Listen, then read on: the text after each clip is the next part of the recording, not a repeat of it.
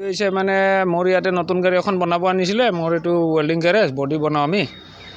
তো 5 দিনমান হৈছে গাড়ীখন আনা, নতুন গাড়ী। তো আমি ইয়াতে বডি বনাই আছিলোঁ।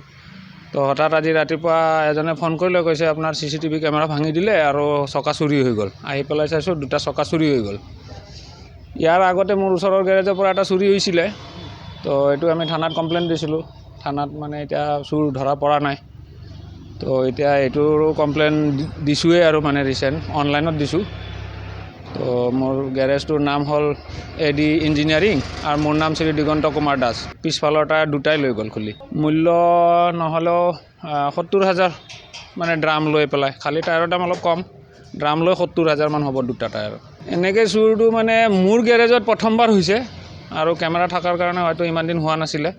তো কেমেৰা ভাঙি লৈ গ'ল আৰু ওচৰে পাঁজৰে গেৰেজত হৈ আছে, প্ৰায় হৈ আছে চুৰ।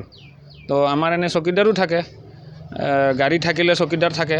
তো কালি গাড়ীও নাছিলে এটাও, তো চকীদাৰো নাছিলে। হেণ্ডিমেন মানে গাড়ীতে শুৱে। এইটো নতুন গাড়ী বুলি মানে হেণ্ডিমেন ড্ৰাইভাৰ নাছিলে আৰু ৰাতি চুৰি হৈ গ'ল।